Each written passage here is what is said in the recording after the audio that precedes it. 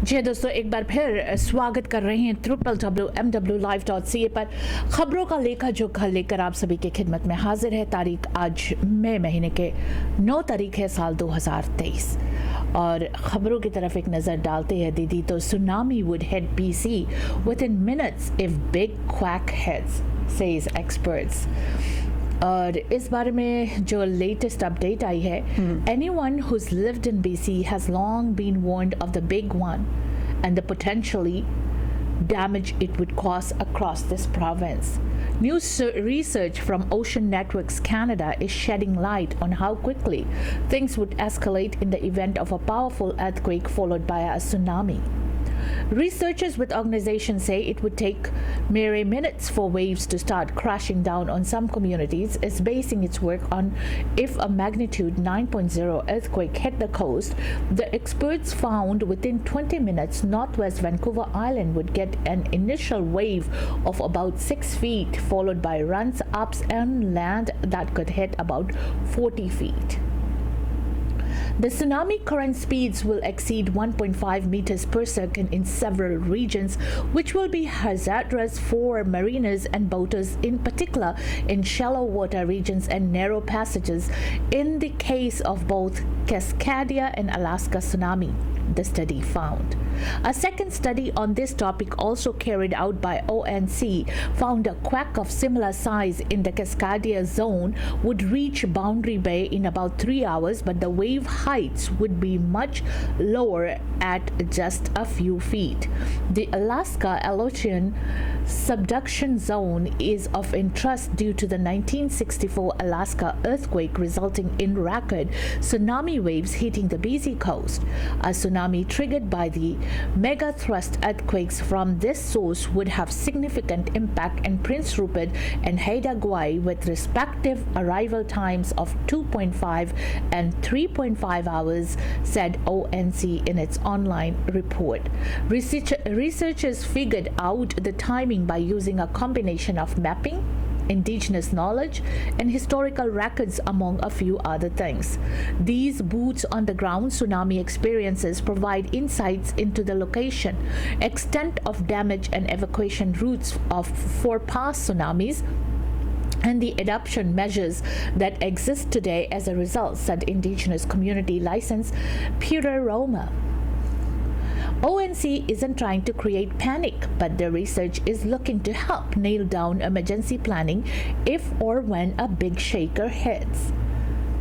Maximum wave height, knowing where coastal vulnerabilities lie and the predicted areas at risk strengthens hazard awareness, allowing decision makers and communities to mitigate, prepare, respond, and recover from the emergencies, said Soroush Gahui, an ONC applied science specialist and co-author of the studies.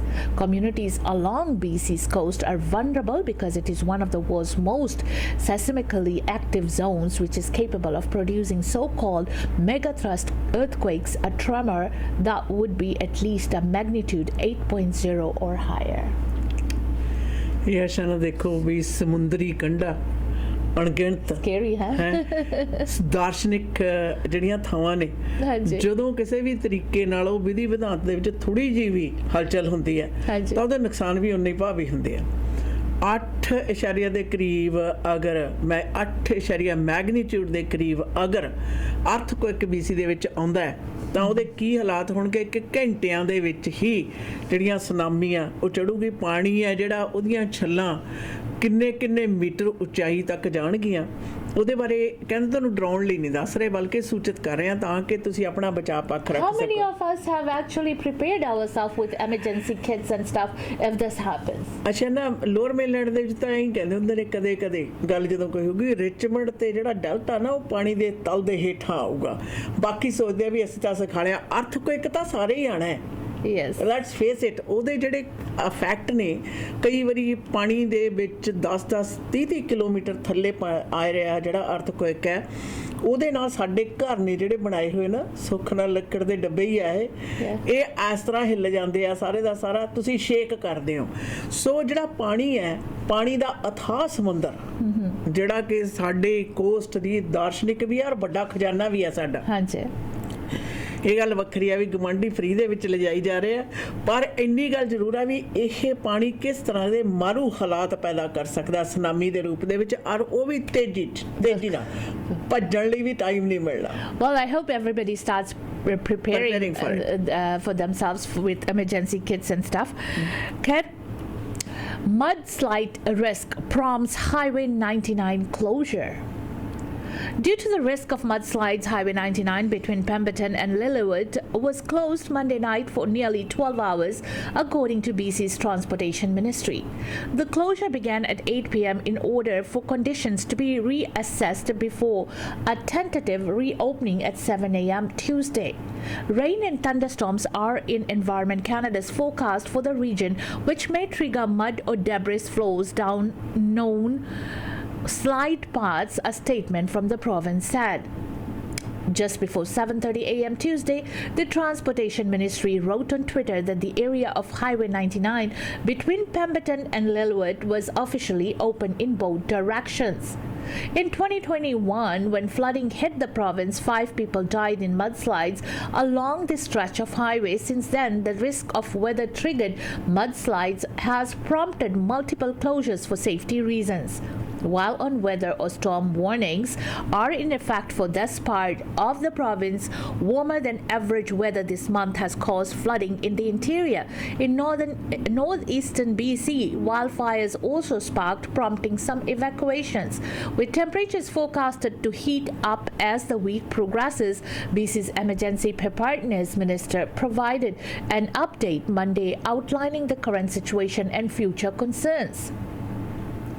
ਆਪਣੀ BC ਦੀ ਇੱਕ ਹੋਰ ਦਾਰਸ਼ਨਿਕ ਕਹਾਣੀ, ਸਿਆਲਾਂ ਦੇ ਵਿੱਚ ਆਪਣੇ ਕੀ ਕਹਿੰਦੇ ਨੇ ਐਵਲਾਂਚ, ਤੇ ਜਦੋਂ ਰੁੱਤ ਬਦਲਦੀ ਆ ਤਾਂ ਮੱਡ ਸਲਾਈਡਸ ਨੇ ਜਿਹੜੀਆਂ ਬਾਰਿਸ਼ ਦੇ ਨਾਲ ਬਰਫ਼ ਦੇ ਪਿਘਲਣ ਤੋਂ ਬਾਅਦ ਮਿੱਟੀ ਦੇ ਵਿੱਚ ਜ਼ਿਆਦਾ ਸੋਕਾ ਹੋਣਾ, ਔਰ ਫਿਰ ਆਪਣੇ ਆਪ ਨਾਲ ਜਿਹੜੀ ਬਜਰੀ ਜਾਂ ਹੋਰ ਚੀਜ਼ਾਂ ਨੇ ਉਹ ਇੱਕ ਬਹਾਅ ਦੇ ਤਰੀਕੇ ਨਾਲ ਲੈ ਜਾਂਦੀਆਂ ਨੇ, ਔਰ ਮੱਡ ਸਲਾਈਡਸ ਦੇ ਖਤਰੇ ਦੇ ਪ੍ਰਤੀ ਸੂਚਿਤ ਹੈ, ਜਿਹੜਾ ਖਾਸ ਤੌਰ ਦੇ 'ਤੇ ਇੱਧਰ ਵਾਲਾ ਜਿਹੜਾ ਇਲਾਕਾ ਹੈ ਇਹਦੇ ਵਿੱਚ ਬਹੁਤ ਜ਼ਿਆਦਾ ਦਰਸ਼ਨਿਕ ਨਜ਼ਾਰੇ ਨੇ, ਔਰ ਲੋਕ ਦੇਖਣ ਲਈ ਜਾਂਦੇ ਆ। ਬੀਤੇ ਵਕਤਾਂ ਦੇ ਵਿੱਚ ਕਈ ਮੱਡ ਸਲਾਈਡਸ ਦੇ ਵਿੱਚ ਲੋਕਾਂ ਦੀ ਜਾਨ ਵੀ ਗਈ ਹੈ, ਸੋ ਇਸ ਕਰਕੇ ਹਾਈਵੇ ਬੰਦ ਕਰਨਾ ਪਿਆ 99, ਪਰ ਹੁਣ ਖੁੱਲ੍ਹਾ ਹੈ ਜੀ, ਖੋਲ੍ਹ ਦਿੱਤਾ ਗਿਆ ਸਵੇਰੇ। ਜੀ ਬਿਲਕੁਲ। Unacceptable, BC housing provider will have funding frozen, buildings inspected after review. A BC housing provider that has seen its share of government funding skyrocket in recent years won't be granted any more public dollars, and both its books and buildings will be inspected by the province, officials announced on Monday. Announcing the findings from a forensic investigation of BC Housing, Premier David Eby and Housing Minister Ravi Kalo both said they had serious concerns about what it revealed about how taxpayer dollars have been distributed to Attara Women's Resource Society. It's clear from the investigation that Attara did not follow guidelines and used inappropriate channels to obtain operating and operator funding, Kalo said. The findings speaks for themselves. These practices are unacceptable, he continued. The CEO of Attara, Janice Abbott, and the former CEO of BC Housing, Shane Ramsey, are married. The report found that the clear conflict of interest, while disclosed, was managed ineffectively, and the independent investigators observed numerous instances whereby the former CEO engaged in the influence of decisions that were made to benefit Attara. In 2016, Attara received $17 million from the province. In 2022, it received $74 million.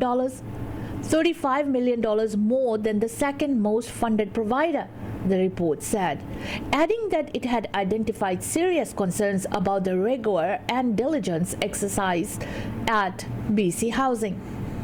EB said that concerns about the conflict were raised directly by employees of the Crown Corporation. The report, which was conducted by Ernst & Young and submitted to the province in March, offered some examples of that. Multiple individuals told Ernst & Young that Atara regularly bypassed the traditional communication channels by approaching more senior members of BC Housing directly for matters such as funding requests. In turn, the senior members of BC Housing told other BC Housing employees to make it happen, it said. Atara was direct awarded contracts without transparent, competitive processes designed to ensure the proper use of public funds. We were told that Atara was given a level of consideration that others might not be, and that Atara had a familiarity with BC Housing or a level of comfort with BC Housing that does not exist with other providers.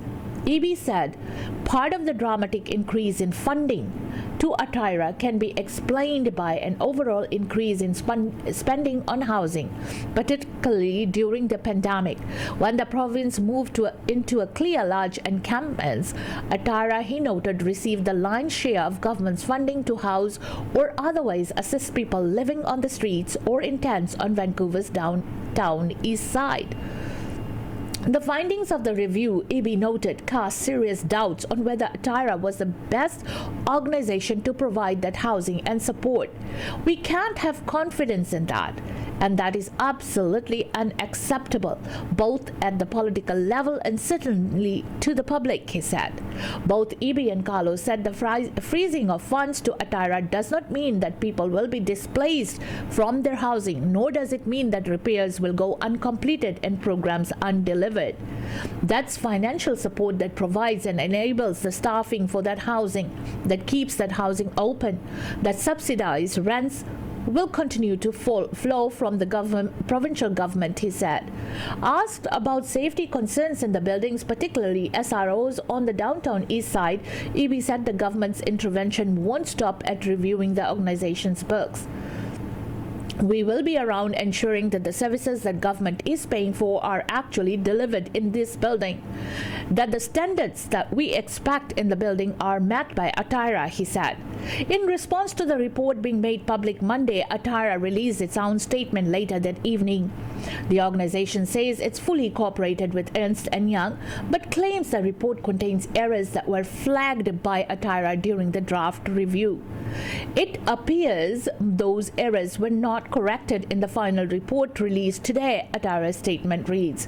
The response also include a promise by Atara to make its submissions to the province and BC Housing available to the public and media on its website on Tuesday, May 9th. It is important to appreciate that neither Atara nor its executive staff benefited financially by expanding and taking on more buildings. To the contrary, as a non-profit organization, Atara's expansion provided no financial benefit to Atara and was simply an effort to provide more housing to people in need, the statement reads. The organization says it welcomes the forensic audit proposed by the BC government, adding its board is carefully examining the observations and recommendations outlined in the report. Report ਜਿਹਦਾ ਇੰਤਜ਼ਾਰ ਸੀ ਆਸ਼ਨਾ ਜੀ ਆ ਗਈ ਔਰ ਬੜੀ ਜਿਹੜੇ ਸ਼ੱਕ ਸੀ ਲੋਕਾਂ ਦੇ ਉਹ ਪੂਰੇ ਹੋਏ ਆ ਤੇ ਔਨ ਟਾਪ ਆਫ ਦੈਟ ਮੌਜੂਦਾ ਸਰਕਾਰ ਦੇ ਲਈ ਇਸ ਰਿਪੋਰਟ ਨੂੰ ਨਸ਼ਰ ਕਰਨਾ ਕੋਈ ਆਸਾਨ ਵੀ ਹੈ ਨਹੀਂ ਸੀ ਪਰ ਗਲਤ ਆ ਤੇ ਸਹੀ ਹੈ। ਮੁੱਖ ਮੰਤਰੀ ਨੇ ਸਪਸ਼ਟ ਦੱਸਿਆ ਵੀ ਕੋਈ ਵੀ ਜਿਹੜਾ ਵਿਅਕਤੀ ਹੈ ਹਾਂਜੀ ਚਾਹੇ ਕੋਈ ਸੰਸਥਾ ਉਹ ਕਾਨੂੰਨ ਤੋਂ ਉੱਤੇ ਨਹੀਂ ਹੈ। ਕਤਾਈਆਂ ਜਿਹੜੀਆਂ ਨੇ ਕੋਡ ਆਫ ਕੰਡਕਟ ਦੀਆਂ ਬਹੁਤੀਆਂ ਦਿਖੀਆਂ ਨੇ ਇਹਦੇ 'ਚ ਬੇਸ਼ੱਕ ਇਹ ਕਲੀਅਰ ਕੀਤਾ ਗਿਆ ਕਿ ਜਿਹੜੇ ਫੰਡਸ ਨੇ ਉਹਨਾਂ ਦੀ ਮਿਸਮੈਨੇਜਮੈਂਟ ਹੋਈ ਹੈ ਔਰ BC ਹਾਊਸਿੰਗ ਤੇ ਅਟੇਰਾ ਦੇ ਮੁਖੀ ਜਿਹੜੇ CEO ਨੇ ਉਹਨਾਂ ਦਾ ਆਪਸੀ ਸੰਬੰਧ ਪਤੀ ਪਤਨੀ ਵਾਲਾ ਜੀ ਤੇ ਕਿਸ ਪ੍ਰਕਾਰ ਅਟੇਰਾ ਨੂੰ ਬਿਨਾਂ ਕਿਸੇ ਕੰਪੀਟੀਸ਼ਨ ਦੇ ਉਹ ਜਿਹੜੇ ਕੰਟਰੈਕਟ ਨੇ ਦੇ ਦਿੱਤੇ ਗਏ ਜਿਨ੍ਹਾਂ ਦੇ ਵਿੱਚ ਹੋਰਾਂ ਨੂੰ ਭਾਵ ਤੱਕ ਨਹੀਂ ਪਤਾ ਲੱਗੀ। ਔਰ ਨਾਲ ਦੀ ਨਾਲ ਇਹ ਵੀ ਗੱਲ ਹੈ ਕਿ ਉਹ ਜਿਹੜੀਆਂ ਇਨਸਟਰਕਸ਼ਨਸ ਦਿੱਤੀਆਂ ਗਈਆਂ BC ਹਾਊਸਿੰਗ ਦੇ ਮੁਖੀ ਵੱਲੋਂ ਉਹਨਾਂ ਦੇ ਜਿਹੜੇ ਸਬੂਤ ਨੇ ਉਹ ਵੀ ਮਿਟਾਉਣ ਦੀਆਂ ਕੋਸ਼ਿਸ਼ਾਂ ਜੱਗ ਜ਼ਾਹਰ ਹੋ ਗਈਆਂ, ਚਾਹੇ ਟੈਕਸ ਮੈਸੇਜਸ ਸਨ ਤੇ ਚਾਹੇ ਮਿੰਟਸ ਸਨ, ਉਹਨਾਂ ਨੂੰ ਵੀ ਵੱਡੇ ਪੱਧਰ ਦੇ ਉੱਤੇ ਇਹਦਾ ਖੁਲਾਸਾ ਹੋਇਆ ਔਰ ਇਹ ਰਿਪੋਰਟ ਹੈ ਜਿਹੜੀ ਉਹ ਜ਼ਾਹਰ ਹੋ ਗਈ ਹੈ। ਔਰ ਇਹਦਾ ਮਤਲਬ ਇਹ ਨਹੀਂ ਹੈ ਕਿ ਅਟੇਰਾ ਹੁਣ ਤੱਤੇ ਪਾਣੀਆਂ 'ਚੋਂ ਬਾਹਰ ਹੈ ਅਸ਼ਨ ਹਾਂਜੀ ਉਹਨਾਂ ਦੀ ਫਰਦਰ ਫੰਡਿੰਗ ਬੰਦ ਹੈ। ਸਾਰੀਆਂ ਬਿਲਡਿੰਗਸ ਦੀ ਉਹਨਾਂ ਦੀ ਆਪ ਜਾ ਕੇ ਪ੍ਰੈਜ਼ੈਂਟ ਹੋ ਕੇ ਜਿਹੜੀ ਤਫਤੀਸ਼ ਹੈ ਉਸ ਦੇ ਆਦੇਸ਼ ਦੇ ਦਿੱਤੇ ਗਏ ਨੇ ਔਰ ਮੰਤਰਾਲਾ ਮੰਤਰੀ ਨੇ ਸਪਸ਼ਟ ਕਰ ਦਿੱਤਾ ਕਿ ਜਿੰਨੀ ਦੇਰ ਤੱਕ ਇਨਵੈਸਟੀਗੇਸ਼ਨ ਚੱਲਦੀ ਹੈ ਉਨੀ ਦੇਰ ਤੱਕ ਅਟਾਰਾ ਨੂੰ ਕੋਈ ਹੋਰ ਨਵੀਂ ਜਿਹੜੀ फंडिंग है वो नहीं दी जाएगी। बिल्कुल वेल इस बारे में हम डिटेल बातचीत ज़रूर करेंगे। खबरों का लेखा जोखा आप सुन रहे हैं दोस्तों। Surrey Mounties locate missing women. Surrey Mounties say a 36-year-old woman was reported missing in Wally has been located. Black press media has removed the name of the missing women from the story for privacy.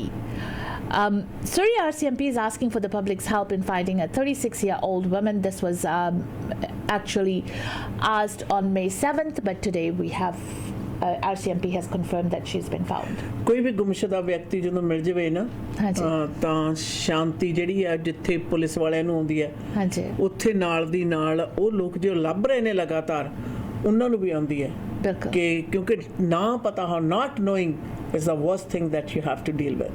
बिल्कुल सही है। आप सुन रहे दोस्तों www.mwlive.ca और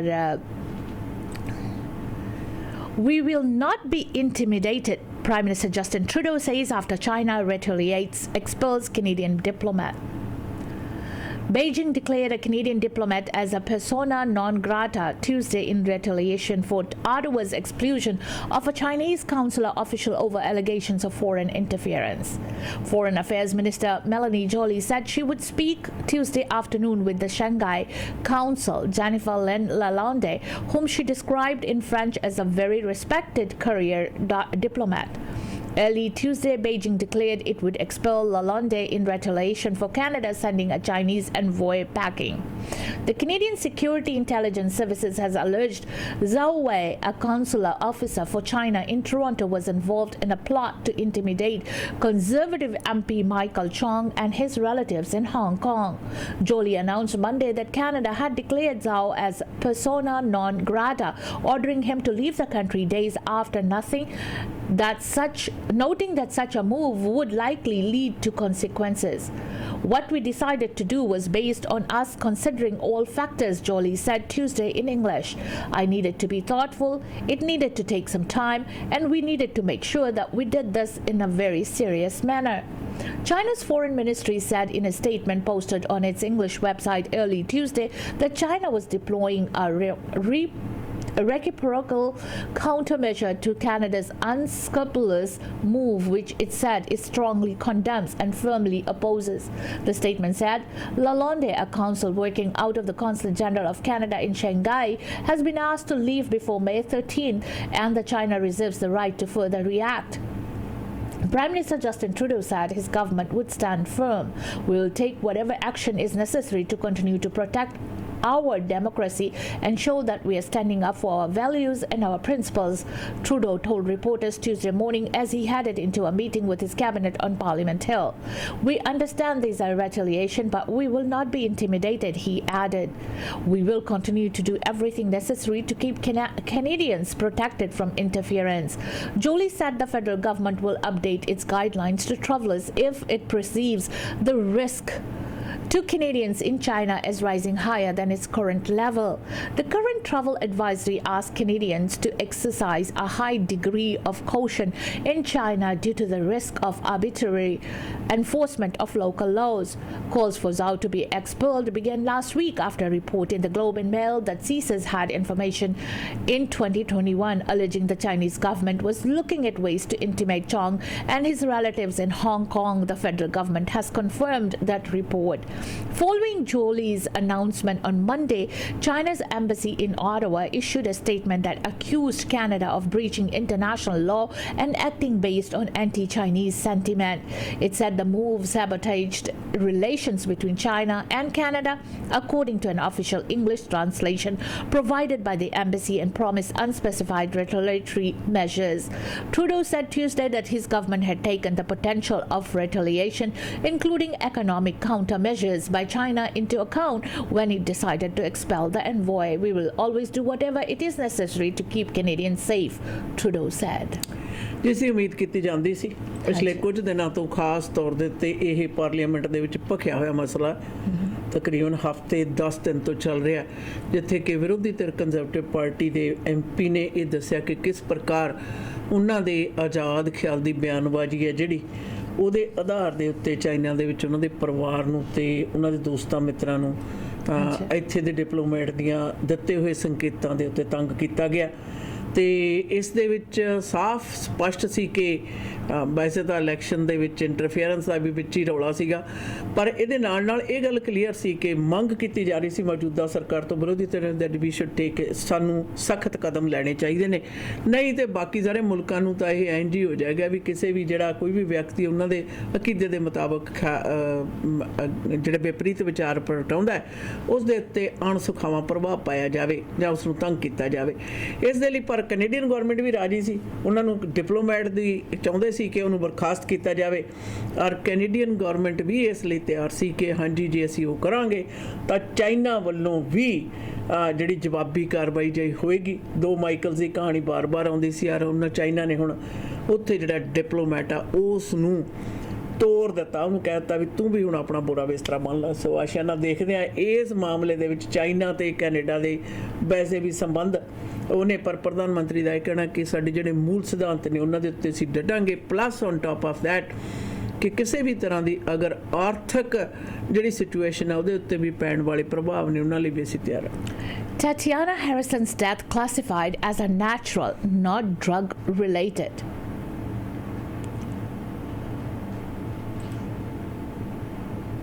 An Indigenous woman whose disappearance in Metro Vancouver prompted a massive search did not die of drug toxicity, as was initially reported, according to the BC Coroner's Services.